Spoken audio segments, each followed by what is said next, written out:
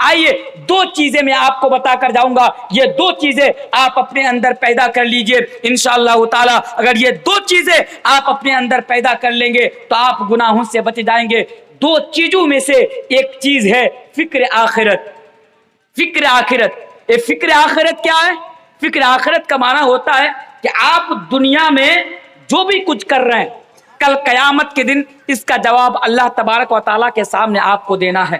اگر رات کے اندھیرے میں، رات کے 12 بجے، رات کے 2 بجے تنہائی میں، بھیڑ میں، دنیا کے کسی بھی کونے میں اگر آپ کوئی کام کر رہے ہیں، بس اتنا یاد رکھیے کہ اللہ تبارک و تعالیٰ کے سامنے جا کر جب کل آپ کی موت ہو جائے گی تو پھر مرنے کے بعد اللہ تبارک و تعالیٰ کے سامنے آپ کو اس کا جواب دینا ہے، اللہ تبارک و تعالیٰ کی عدالت میں اس کا جواب رکھنا ہے۔ اگر یہ چیز آپ کے اندر پیدا ہو جائے گی تبھی آپ گناہوں سے بچ سکتے ہیں، ورنہ آپ گناہوں سے نہیں بچ سکتے ہیں۔ اس لیے 4 چیزیں اس پوائنٹ کے اوپر، 4 چیزیں آپ یاد رکھیے۔ پہلی چیز، آپ کو نا دنیا چھوڑ کر جانا پڑے گا۔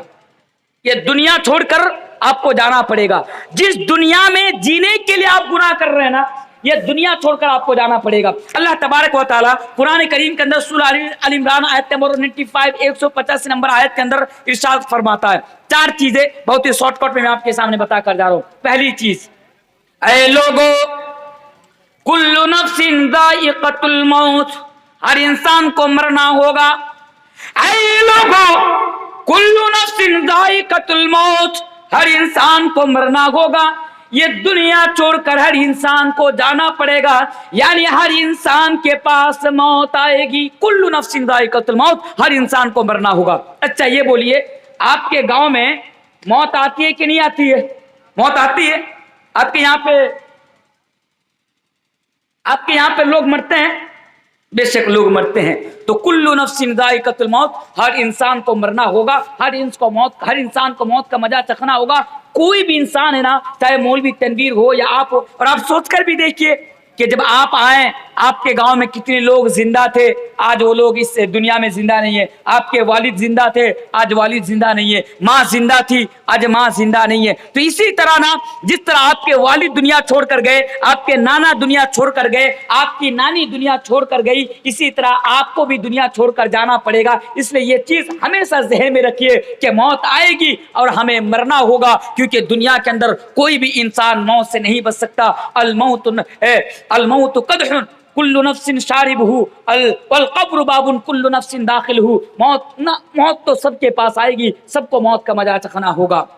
ایک چیز، دوسری چیز پر ذرا غور کیجئے، اللہ تبارک و تعالی اسی آیت کریمہ کے اندر بیان فرماتا ہے، اے لوگو پہلی چیز کل نفس ذائقۃ الموت، ہر انسان کو دنیا چھوڑ کر جانا پڑے گا۔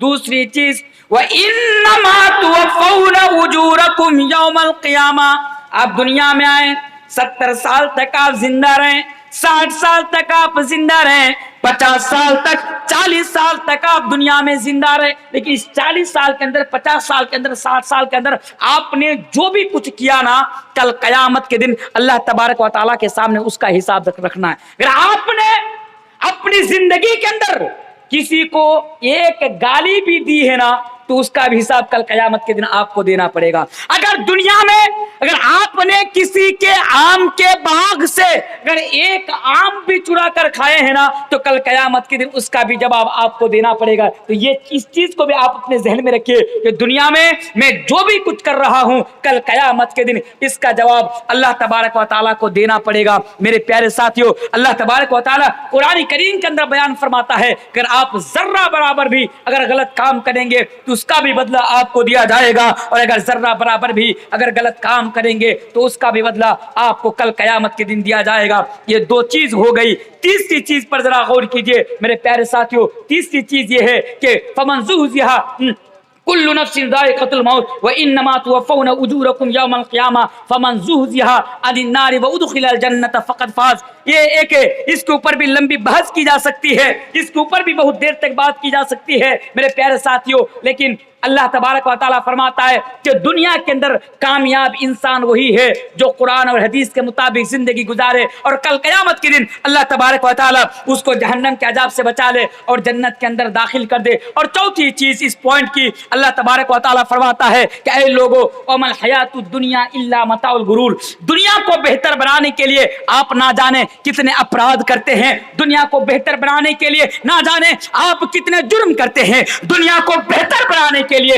نہ جانے آپ کتنے گناہ کا کام کرتے ہیں, دنیا ہی کو بہتر بنانے کے لیے آپ اپنے بھائی کا حق مارتے ہیں, دنیا ہی کو بہتر بنانے کے لیے آپ اپنی بہن کا حق مارتے ہیں, دنیا ہی کو بہتر بنانے کے لیے آپ اپنے گاؤں کے اس یتیم کا حق مارتے ہیں, آپ اپنے گاؤں آپ اپنے گھر کے قریب اپنے پڑوسی کا حق مارتے ہیں دنیا کو بہتر بنانے کے لیے. لیکن میرے پیارے ساتھیوں اللہ تبارک و تعالیٰ فرماتا ہے کہ وما الحیات الدنیا الا متاع الغرور, یہ دنیا کی زندگی تو دھوکے کی زندگی ہے, یہ دنیا تو بس دھوکا ہے. اس لیے میرے پیارے ساتھیوں اس کو بھی آپ اپنے ذہن میں رکھیے کہ دنیا چھوڑ کر ہمیں جانا پڑے گا, یہ دنیا چھوڑ کر ہمیں جانا پڑے گا. لیکن ہاں یہاں پر اور ایک حدیث مجھے یاد آ گئی کہ ہماری ذلت کے پیچھے بھی ایک وجہ یہ ہے کہ آج ہم اور آپ دنیا پرست ہو چکے ہیں, دنیا پر. حالانکہ اللہ تبارک و تعالیٰ نے قرآن کریم کے اندر بہت ساری جگہوں پر اور بہت سارے مقامات پر ہمیں اور آپ کو یہ کہا, یہ میسج دیا کہ لوگوں دنیا کی محبت کو اپنے اندر پیدا مت کرو,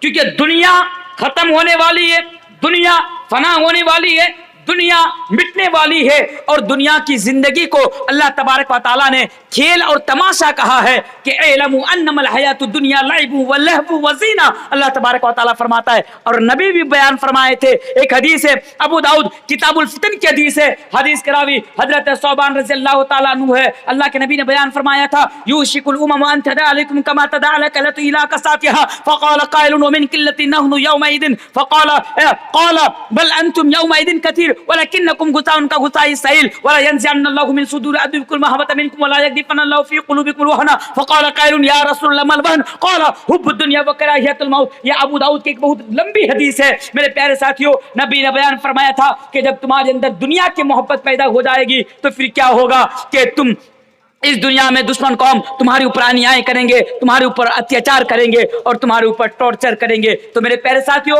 پہلے پوائنٹ کی یہ 4 چیزیں تھی. اگر آپ گناہوں سے بچنا چاہتے ہیں تو اس 4 چیزوں کو آپ اپنے اندر پیدا کر لیجئے. اور دوسری پوائنٹ جس کے اوپر میں ایک ہی چیز آپ کے سامنے بتاؤں گا وہ چیز ہے تقوی. کہ آپ اپنے اندر تقوی کو پیدا کر لیجئے.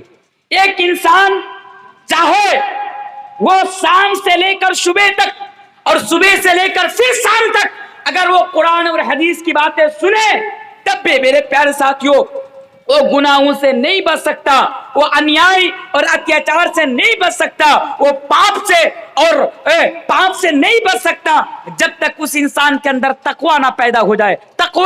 تقوی مینس ہوتا ہے اللہ کا ڈر.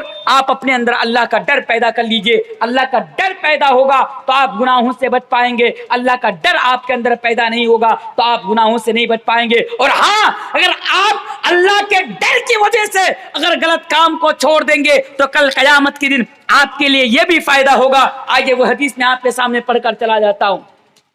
اے لوگوں اللہ کے پیارے رسول جناب محمد رسول اللہ صلی اللہ علیہ وسلم بیان فرماتے ہیں سبعۃ یذلھم اللہ فی ظلہ یوم لا ظل الا ظلہ. اے لوگوں کل قیامت کے دن 7 طرح کے لوگوں کو, 7 پرکار کے لوگوں کو, 7 قسم کے لوگوں کو اللہ تبارک و تعالی اپنے عرش کے سائے تلے جگہ عطا فرمائے گا. 7 طرح کے لوگوں کو اپنے عرش کے سائے تلے جگہ عطا فرمایا. کس دن؟